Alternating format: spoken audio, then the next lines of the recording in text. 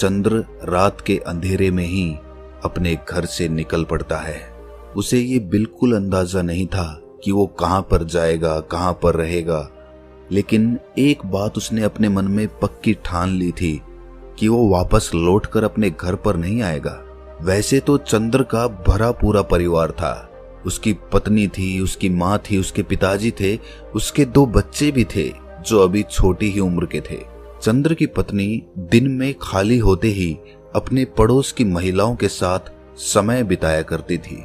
लेकिन एक बहुत पुरानी कहावत है कि इंसान अपने दुख से इतना दुखी नहीं होता जितना कि दूसरों के सुख से दुखी होता है। कुछ महीनों पहले तक चंद्र के परिवार में बहुत खुशी थी। चंद्र की पत्नी अपनी सास की बहुत इज्जत करती थी। वो किसी भी काम को मना नहीं करती थी। लेकिन पड़ोस की महिलाओं को ये बात गंवारा नहीं थी कि उनका परिवार कैसे खुशी से अपना जीवन जी रहा है। इसीलिए बातों ही बातों में बड़ी चालाकी के साथ उन्होंने चंद्र की पत्नी के कान भरने शुरू कर दिए। एक औरत ने कहा कि आजकल की सास पता नहीं कैसी होती है, सब काम अपनी बहू से ही कराना चाहती है, कोई खुद काम करके राजी ही नहीं होती। अरे बहू भी तो एक इंसान होती है, वो घर की नौकरानी थोड़ी होती है। दोनों मिल बांट कर काम करे तो दोनों को अच्छा लगे, लेकिन नहीं, उनको तो बस शासन करना है। इस पर दूसरी औरत कहती है कि मैंने तो अपनी सास से साफ साफ कह दिया था कि अगर साथ काम कराएंगी तभी मैं काम करूंगी। ये सुनकर पहले वाली औरत कहती है कि देखो, अगर अपना पति अपनी मुट्ठी में है तो कोई समस्या नहीं होती, लेकिन अगर तुम्हारा पति ही तुम्हारा साथ नहीं देगा तो तुम क्या बोलोगी अपनी सास को। ऐसी ही बातें धीरे धीरे चंद्र की पत्नी के दिमाग में घर कर गईं। अब जब भी चंद्र काम करके वापस अपने घर लौटता तो उसकी पत्नी छोटी छोटी बातों के लिए अपनी सास की शिकायत अपने पति से करने लगी और इस तरह घर में अशांति बढ़ती चली गई। और एक दिन ऐसा भी आया जब चंद्र को अपना घर छोड़ने पर मजबूर होना पड़ा। आज की रात चंद्र की आंखों में नींद नहीं थी। वो अपना घर पीछे छोड़कर आ चुका था, साथ ही वो पीछे छोड़ चुका था अपने परिवार को, अपने बच्चों को, अपने माता पिता को। दूसरी तरफ चंद्र की पत्नी को भी बहुत पछतावा हो रहा था। उसे अपनी गलती का एहसास होने लगा था, लेकिन कोई क्या कर सकता है जब चिड़िया चुग गई पूरा खेत। अब उसके पास पछताने के अलावा और कोई विकल्प नहीं था।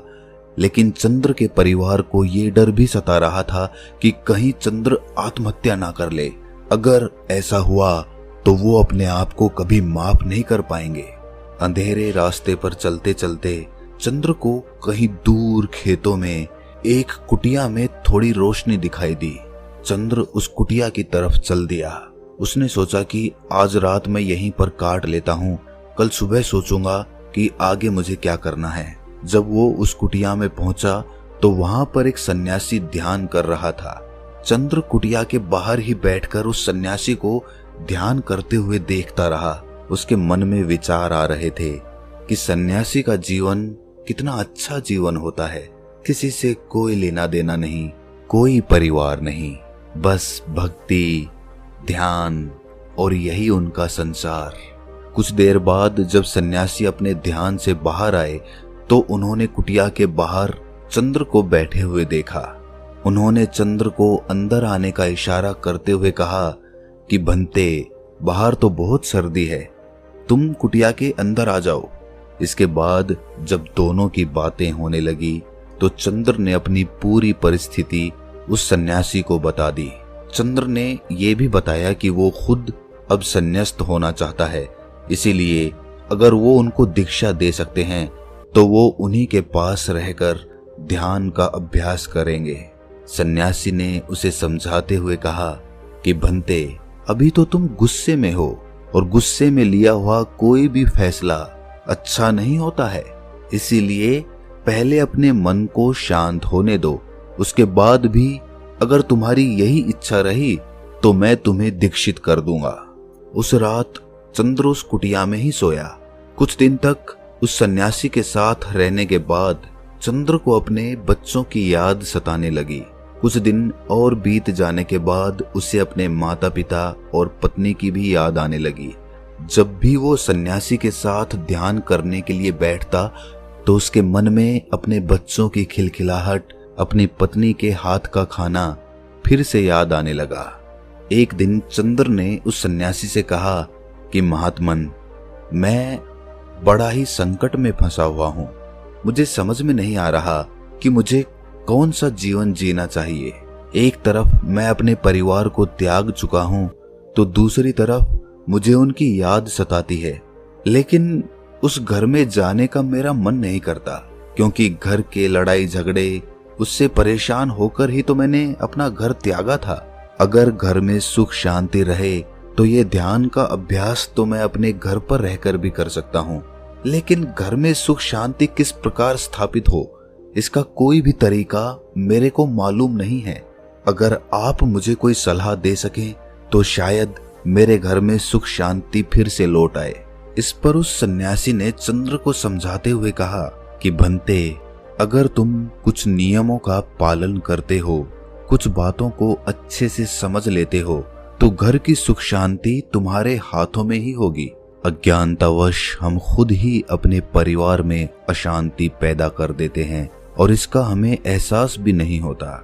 सबसे पहला और सबसे प्रमुख नियम जो होता है वो ये है कि अपना खून अपना ही खून होता है। चाहे तुम्हारी किसी से कितनी भी अच्छी दोस्ती क्यों ना हो, चाहे तुम्हारा कोई रिश्तेदार ही क्यों ना हो, लेकिन अपने परिवार के सदस्यों की बातों से ज्यादा महत्व दूसरों की बातों को कभी मत देना। इसी से परिवार में फूट पड़ने लगती है। जब परिवार के सदस्यों को इस बात का एहसास होता है कि ये आदमी हमसे ज्यादा अपने परिवार के सदस्यों से ज्यादा महत्व दूसरे लोगों को देता है, तो आप अपनी इज्जत खुद ही अपने परिवार में कम करवा लेते हैं।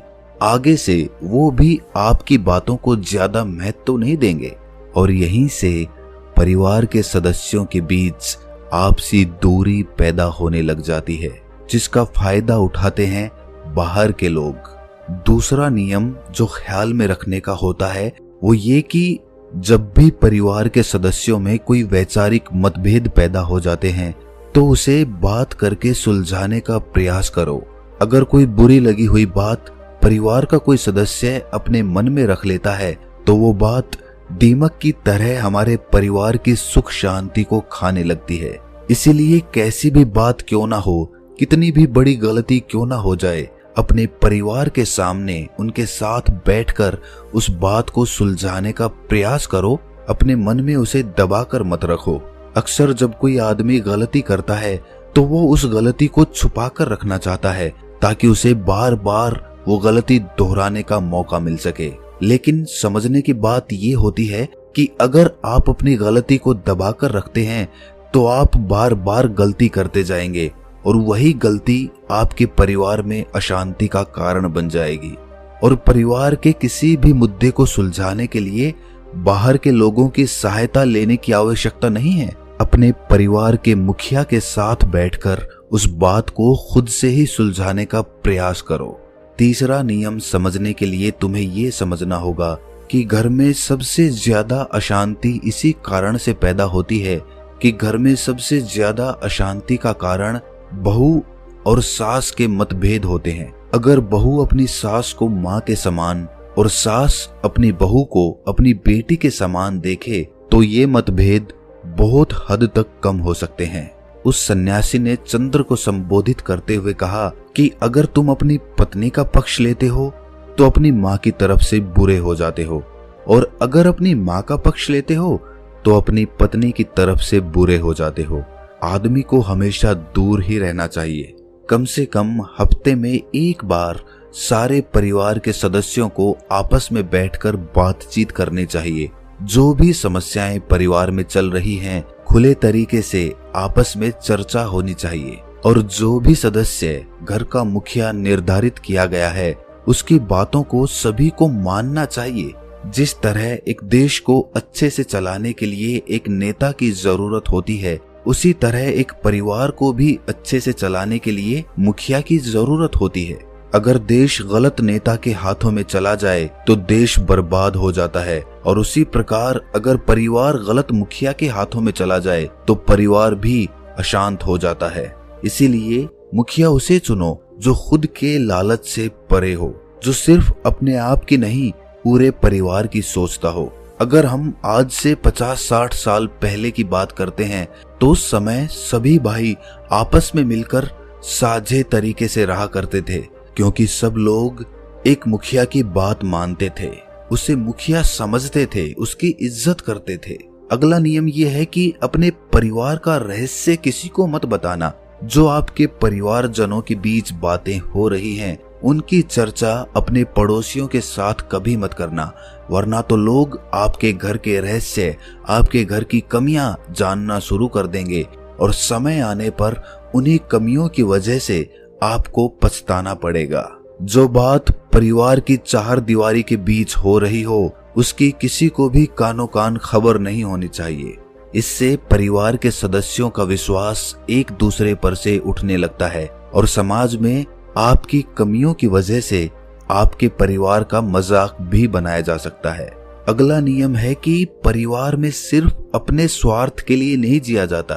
परिवार के सभी सदस्यों के लाभ और हानि के बारे में हमें चिंता करनी होती है। अगर हम सभी सदस्यों को भूलकर सिर्फ अपने स्वार्थ के बारे में सोचेंगे तो परिवार होने का कोई मतलब नहीं रह जाएगा। चाहे परिवार के किसी सदस्य से कोई गलती ही क्यों ना हो गई हो, पर परिवार वही होता है जो उसका साथ देता है। ज्ञान तो, भाषण तो सभी दे सकते हैं, लेकिन परिवार वही है जो गलती होने पर भी अपने परिवार का, अपने परिवार के सदस्यों का साथ नहीं छोड़ता। अगला नियम है कि परिवार के सभी सदस्यों को मिलजुल कर काम करना चाहिए। किसी एक सदस्य को दास या फिर नौकर नहीं समझना चाहिए। हम सब का फर्ज होता है कि हम सब मिलजुल कर काम करें।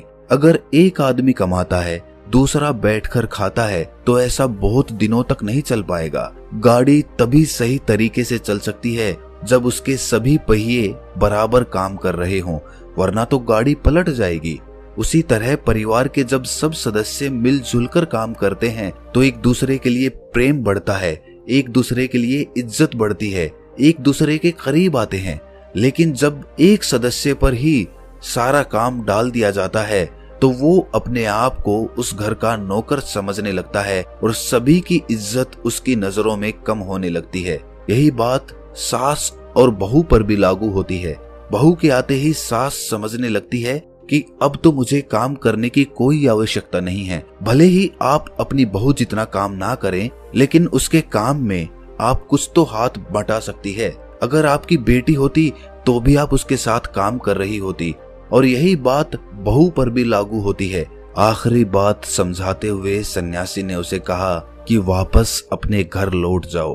उन्हें वहां जाकर इन नियमों के बारे में पूरी तरह से विस्तार से समझाओ, ताकि तुम्हारा परिवार फिर से इकट्ठा हो सके। क्योंकि जितना तुम अपने परिवार से दूर भागने की कोशिश करोगे, उतना ही दुखी होते चले जाओगे। परिवार के साथ रहकर उन समस्याओं को सुलझाना ही असली गृहस्थ जीवन होता है। घर से भाग जाना, उनसे दुखी होकर सन्यासी बन जाना, वो संन्यास्त जीवन नहीं होता है। सन्यासी तब बना जाता है जब परिवार खुशी खुशी तुम्हें सन्यासी बनने के लिए मंजूरी देता है। और इसी के साथ उस सन्यासी ने चंद्र को उसके घर के लिए रवाना कर दिया। तो दोस्तों, कैसी लगी ये कहानी आपको? कमेंट सेक्शन में जरूर बताना, और अच्छी लगी हो तो इस चैनल को सब्सक्राइब करके नोटिफिकेशन बेल को जरूर प्रेस कर लेना। तो मिलते हैं किसी अगली कहानी में, तब तक के लिए अपना ख्याल रखें।